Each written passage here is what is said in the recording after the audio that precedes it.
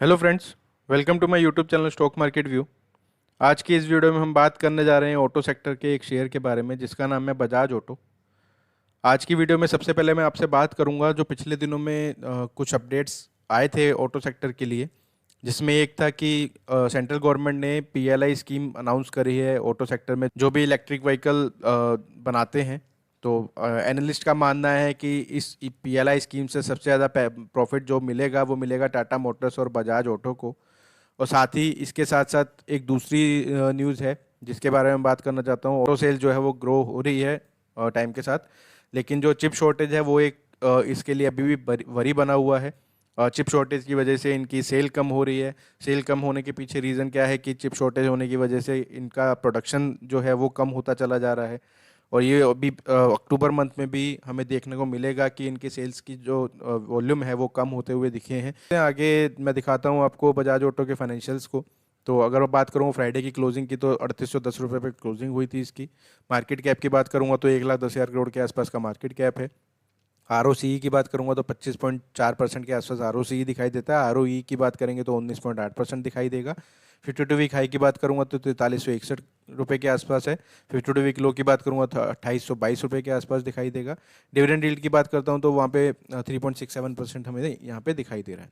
अगर बात करूंगा क्वार्टरली रिजल्ट्स की तो आप देखेंगे क्वार्टरली रिजल्ट्स में जगह लगातार इसका ऑपरेटिंग प्रॉफिट जो है वो इंक्रीज होता हुआ हमें दिख रहा था।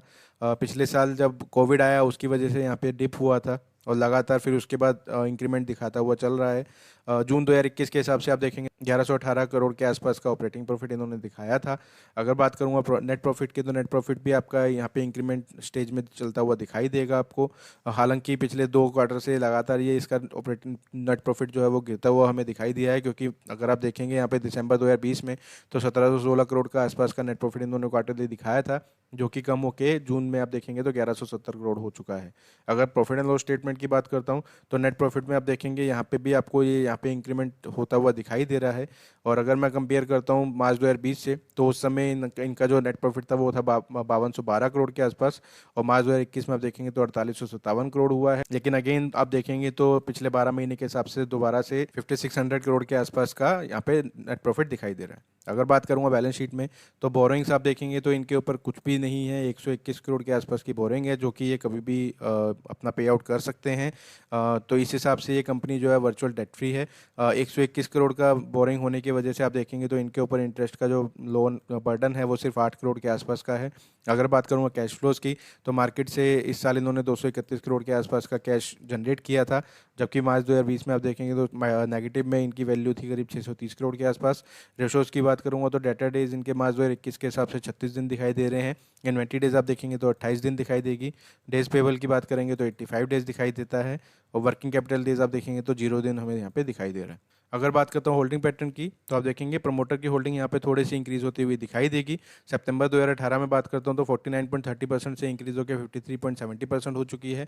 एफआई ने इस कंपनी के ऊपर ट्रस्ट नहीं दिखाया और इनकी जो होल्डिंग है वो 16.42 से कम होकर 11.82% हो चुकी है। डीआई की बात करूँगा तो 7.98 से इंक्रीज होकर 12.71% हो चुकी है। और पब्लिक की बात करूँगा तो 26.30% से कम होकर 21.77% हो चुकी है। अब आपको मैं आगे लेके चलता हूँ इसके चार्ट के ऊपर। आप देखेंगे अगर मैंने यहाँ पे दो ट्रेंड लाइन्स ड्रॉ कर रखी हैं और इस ट्रेंड लाइन के हिसाब से अगर आप देखेंगे तो ये जो पैटर्न बनता है वो बनता है हायर हाइज और हायर लोज का। और इस पैटर्न के हिसाब से इसका जो ट्रेंड है वो अप ट्रेंड में चल रहा है, क्योंकि अब इसमें आने वाले टाइम में आप देखेंगे तो अगर मैं इसका पाथ आपको दिखाऊं तो आप इस तरह से मैं इसको ड्रा कर सकता हूँ कि पहला यहाँ पे, उसके बाद यहाँ पे, देन यहाँ से नीचे आके सपोर्ट लिया, देन ऊपर गया इस लाइन के ऊपर, दोबारा से रेजिस्टेंस फेस किया, अब नीचे आके सपोर्ट लेने का दोबारा से ऊपर की तरफ जा रहा है। अब इसमें आप अगर देखेंगे मेरा पहला जो टारगेट है वो आपका 3900 के आसपास दिखाई देगा। उसके ऊपर मैंने एक रेजिस्टेंस लाइन मारी हुई है, आप देखेंगे तो 39.3970 के आसपास का रेजिस्टेंस लाइन है। अगर ये ट्रेंड ऐसे ही कंटिन्यू चलता रहता है और ऊपर का जो रेजिस्टेंस लाइन है 3970 वाला वो उसको ये क्रॉस कर लेता है तो इसके ऊपर जो सेकंड टारगेट मेरा होगा वो 4300 के आसपास का होगा। जैसे ही ये 3970 का लाइन है जो इसको क्रॉस करके ऊपर सस्टेन करना शुरू करेगा तो आपको बहुत जल्दी इसमें जो 4300 के टारगेट है वो अचीव होते हुए दिखाई देंगे। और अगर मैं बात करता हूँ नीचे की तरफ तो नीचे की तरफ अगर बात करता हूँ तो इसमें अगर यहाँ से रेजिस्टेंस फेस करके दोबारा से नीचे की तरफ आता है तो इसका नीचे की तरफ का टारगेट होगा करीब 3722 रुपये के आसपास। और यहाँ पे अगर ये सपोर्ट लेके दोबारा ऊपर जाता है तो फिर दोबारा से ऊपर की तरफ जाना शुरू कर देगा। अगर यहाँ पे सस्टेन नहीं करता और ये ट्रेंड लाइन को तोड़ देता है तो नीचे की तरफ 3473 के आसपास का सपोर्ट लाइन यहाँ पे हमने ड्रॉ कर रखा है और यहाँ पे आके सपोर्ट लेके दोबारा से ऊपर जा सकता है। तो ये जो नीचे का पॉइंट है 3473, इसको तोड़ना थोड़ा सा मुश्किल होगा इस शेयर के लिए, क्योंकि आप देखेंगे यहाँ से काफ़ी बार इसने सपोर्ट लिया है और अच्छे लेवल पे सपोर्ट लिया है। और ऊपर की तरफ आप देखेंगे तो 4300 पे भी एक अच्छा रेजिस्टेंस पॉइंट है जो कि 2 बार ऑलरेडी टेस्ट कर चुका है। तो मेरे को उम्मीद इसमें ये है कि आगे कमिंग डेज में सबसे पहला टारगेट जो मेरा 3900 का वो बहुत जल्दी अचीव होता है, वो हमें यहाँ पे दिखाई देगा।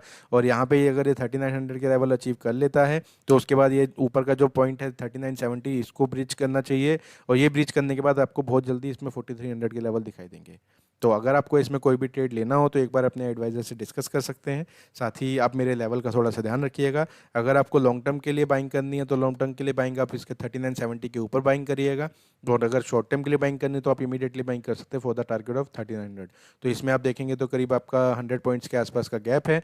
और नीचे की तरफ अगर मैं बात करता हूँ नीचे की तरफ अगर आपका ट्रेंड है, आप अगर बियरिश है मार्केट में, तो आपका नीचे की तरफ का जो टारगेट है वो 3700 के आसपास का है। तो 100 पॉइंट्स ऊपर 100 पॉइंट नीचे का गैप है। अगर आपको किसी भी तरफ ट्रेड लेना है तो आप ले सकते हैं। आपको मेरी वीडियो मेरा काम अच्छा लगा हो तो प्लीज़ इस चैनल को सब्सक्राइब करें। साथ ही आप मुझे कमेंट करके बता सकते हैं कि मैं और कौन से शेयर के ऊपर वीडियो बना के आपको दूं जिससे आपको और बेनिफिट्स मिल पाए। आज की वीडियो में इतना ही, मिलते हैं अगली वीडियो में। Thank you so much.